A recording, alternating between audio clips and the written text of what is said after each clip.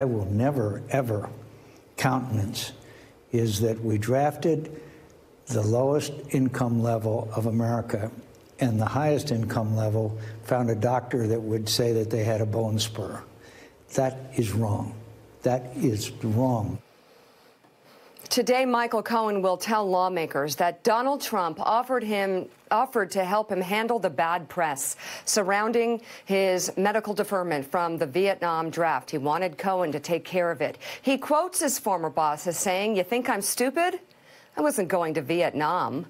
Well, this morning, he is there as two huge stories come crashing together.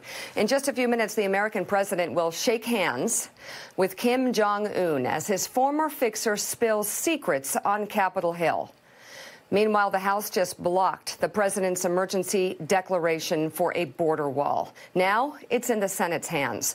Also moving through Congress right now, new subpoenas on the Trump administration's policy to rip children from their families at the border. There are disturbing new details there. And just because the president gets away with it doesn't mean a House Republican can too. Matt Gaetz just learned the hard way about making Twitter threats against a congressional witness.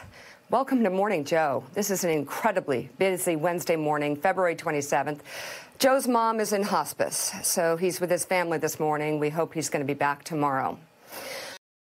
Along with Willie and me, we have the president of the Council on Foreign Relations and the author of the book, A World in Disarray, Richard Haass.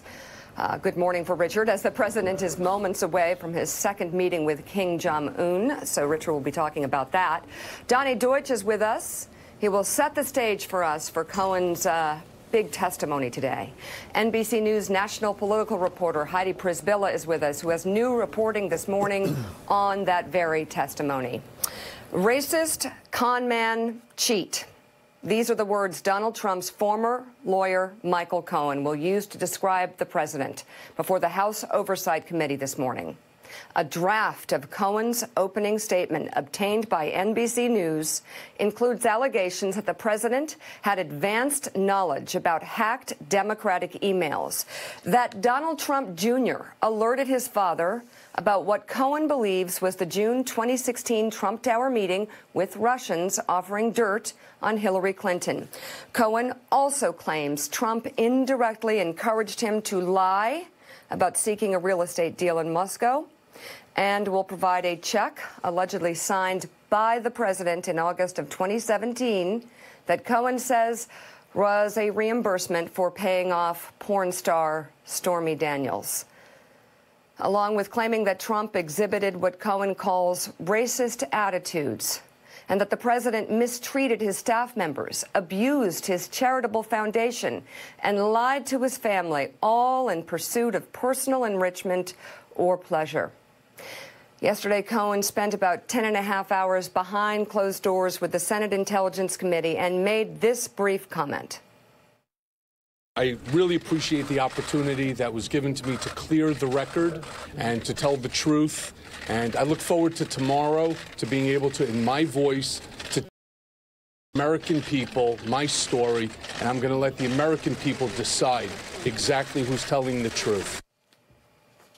So, Willie, it looks like we're going to hear a lot. This is, of course, a draft, but it appears it has a lot of nuggets in terms of what we're going to be hearing about, that all these issues we've been talking about that may have happened, that allegedly happened, Michael Cohen wants to shine light on them and put some details around them that perhaps he thinks prove that they are true. It's going to be an extraordinary day. I want to start by saying we're thinking about Joe and his beautiful mom this morning. Obviously, that's where our hearts and our minds are. But we do need to talk about this because it's a crazy news day. Heidi, you got this document, this opening statement for NBC News that Michael Cohen is going to present before the House Oversight Committee today.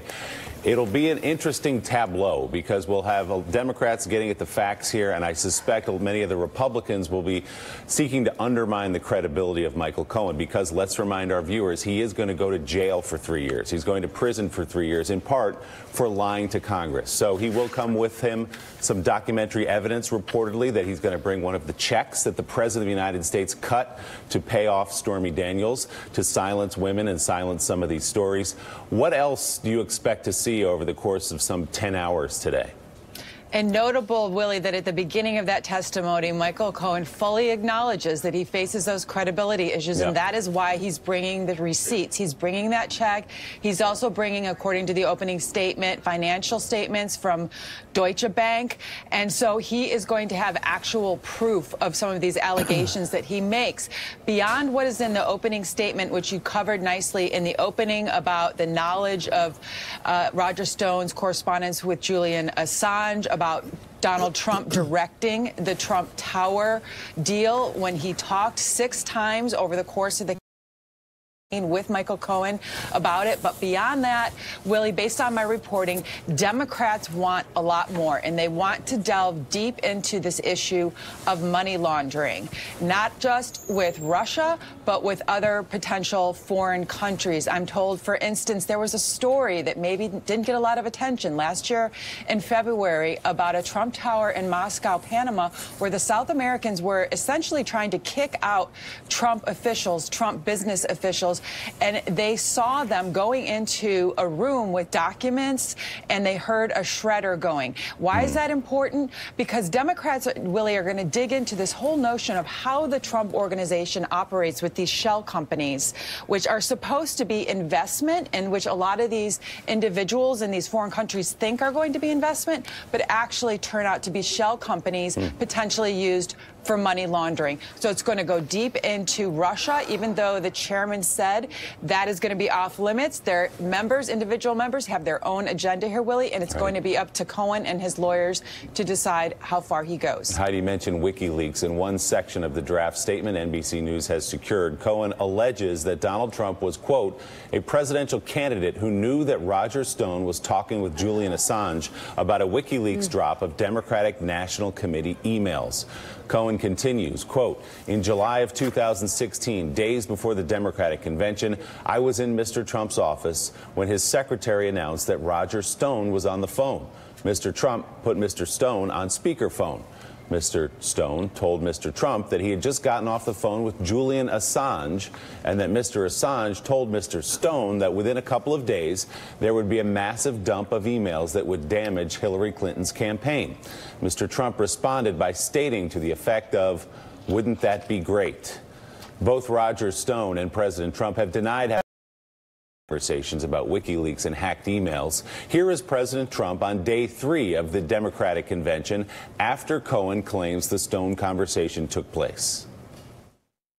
Russia, if you're listening, I hope you're able to find the 30,000 emails that are missing. You said I welcome them to find those 30,000 emails. Well, they probably have them. I'd like to have them released. Does that not give you pause? No, gives me no pause. If they have them, they have them. We might as well find.